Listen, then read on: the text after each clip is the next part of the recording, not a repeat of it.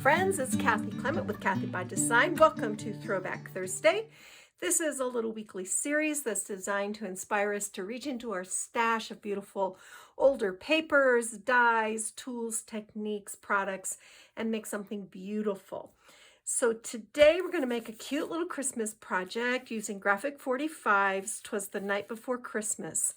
I have the Deluxe Collector's Edition, but if you have the original edition, that's fine. Or reach into your stash and use any Christmas paper collection to make this design. So we're going to make a card, big surprise. You know I love cards, but this one's a fun little card. I'm bringing in a bunch of different dies from some Spellbinders products. I have the July 2023 large die of the month, which is this cute stocking. We're using just some of the foliage from this holly branch, these berries, and these holly leaves. And then from their Merry Mugs and Circle dies, we're using the ones to make a snowman. This die also comes with pieces that will make a penguin, a deer, and a Santa Claus. So pretty fun. But we're going to make the snowman today because I have a thing for snowmen. And then the other die that we're going to use is called Petite Blooms, and this is from their Merry and Bright release. This is just a bunch of small little foliage pieces and a cute little tag. So we're going to use those. And then you will also need a 2.5 inch circle die. So I've created my card base, which is made from one sheet of 8.5 by 11 paper. I've cut it 5.5 by 11 and scored it in half at 5.5.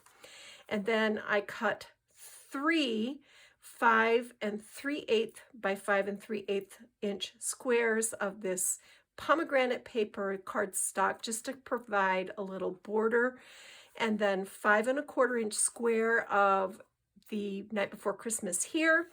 This is one of the images from the 8 by 8 pad, and I inserted a little tag into this little pocket. Then I split one of the pieces into two, and we have this 5 3/8 by, I can't remember exactly, so let me measure this. Yeah, 3 1/8. And then I'm working with scraps, so I had this 5 1/4 by 2 5/8 inch piece of this beautiful holly, and then I had this little tiny scrap of the green stripe to fill that out. So the first thing we're going to do is add a pocket on the inside, and to do that you're going to cut a 6.5 by 3 inch piece. This will be left over from the piece that you cut off the side. So this is a one sheet wonder. You just need one sheet of cardstock to make your base. Then score 1/2 inch on the sides and the bottom, and where those score lines intersect, you're going to trim out your corners. And for those of you who've made pockets with me a million times, you can feel free to skip ahead, but I just like to throw it in every once in a while in case we have someone new following along, so they don't feel like they got left out. All right, so now we're just going to fold these flaps in.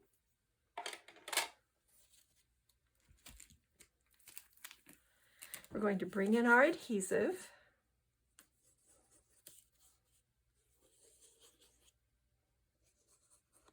And you may be wondering, why does she do the inside of her cards first?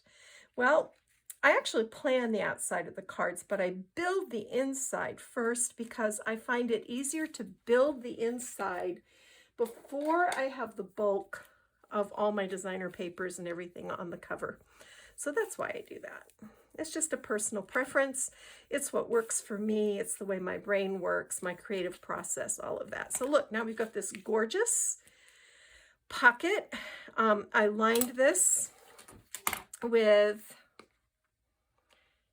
a 2 3/8 by 5 1/4 inch piece, by 5 3/8 inch piece of our red, and then a 2 1/4 by 5 1/4 inch piece of the border from night before Christmas. And then to go in the pocket, we've got this cute little tag cut out from the 12 by 12. And then we're going to make a little gift packet here. So I started out, and again, I'm working with scraps. I had a 4-inch by just over 8 1/4. It's like 8 3/8. It was a scrap. And I scored this at 3 1/4 and 3 1/2. Then I folded it and scored it another 3 1/4, and then that created this little pocket on the bottom. So in the pocket, I'm going to put some Christmas tea, and I'm going to put a Ghirardelli chocolate. All right. Then I'm just going to fold this, and you can see we've got a little spine up here.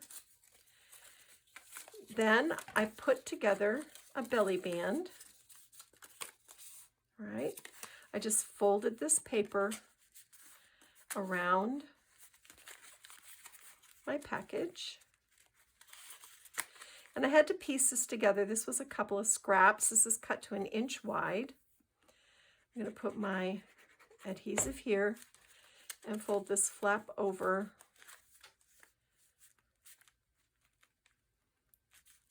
All right. And you don't want it too tight because you want to be able to slide it on and off. Then I had this little 3/4 of an inch scrap of this pretty holly pattern. And this is not wide enough to go all the way around, but we're going to use it to decorate the front. And again, I just bend it around and line it up so it's there on the back. And then one of the cute little chipboard tags. And I'll attach that with some ribbon or something. We're not going to attach that yet, but this will go into the pocket eventually. All right. I've also lined the front of my card with a 5 3/8 by 5 3/8 inch square of that same pomegranate. But I'm just going to set this aside, and now we're going to go to work on building the card front. So, from my paper collection, I have this 5 1/4 by 5 inch scrap. I'm going to lay my card down flat so I can work easily.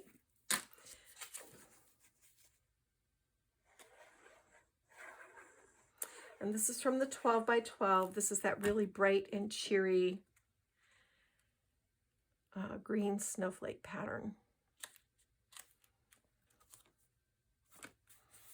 That goes right there. Then we've got a little gap. So I cut a 5 1/4 inch piece of our border.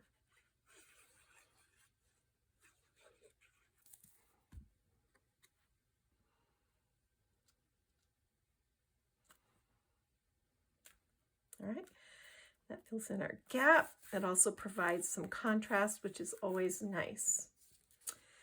This is left over from a project I did last year. This is, I think it was called Amazing Paper Grace Postage Squares. And you can see I cut a piece of this red glitter paper out, but I saved the negative piece because it makes a fantastic frame. So then I went into my 12 by 12 and I found this 4 by 6 inch piece, which is obviously too wide. So I cut it so it'd be the width of our frame. And now I'm just lining up the little piece that I cut off so we have the correct width, but we still have our borders in place. That's just a neat little trick that I often will use.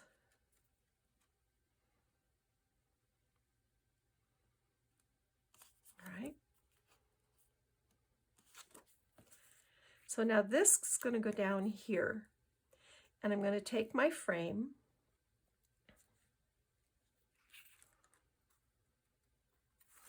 and I'm going to glue it down around the sides.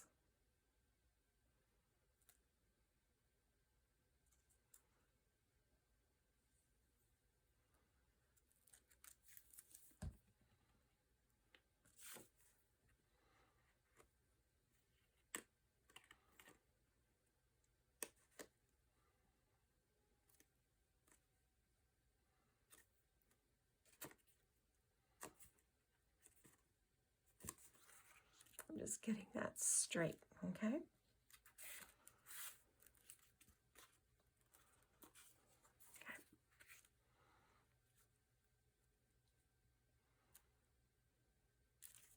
I'm going to trim a little bit off the bottom because I don't think we need it quite that wide. So I'm going to take about, I don't know, what is that? Maybe 3/8 of an inch off the bottom. And now I'm going to glue this down to my card base.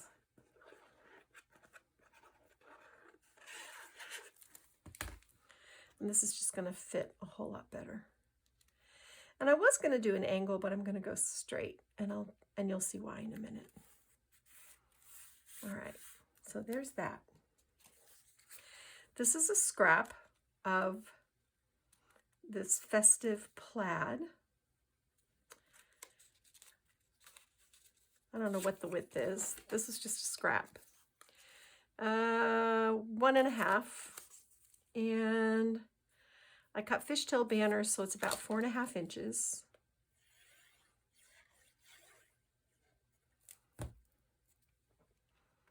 I'm going to tuck this underneath my little postage. There we go. Just like that. And maybe over. Oops.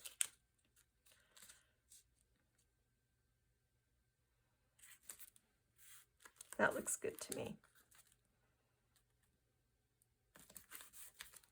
Okay, so there's that. Then I used my snowman dies and those foliage dies that I showed you to cut out this very dapper little snowman, and I want him to sit right in here.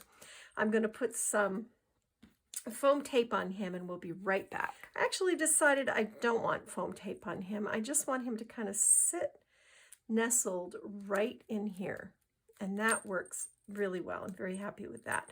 I will tell you, one of the things I like about these little foliage dies is if you have little snips and snaps of your designer paper, it's very, very easy to use them up with these little dies.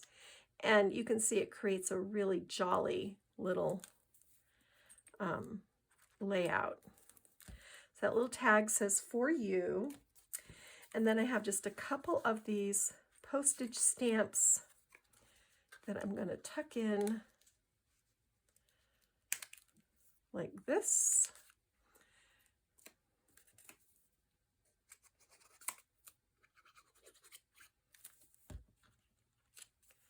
Oops.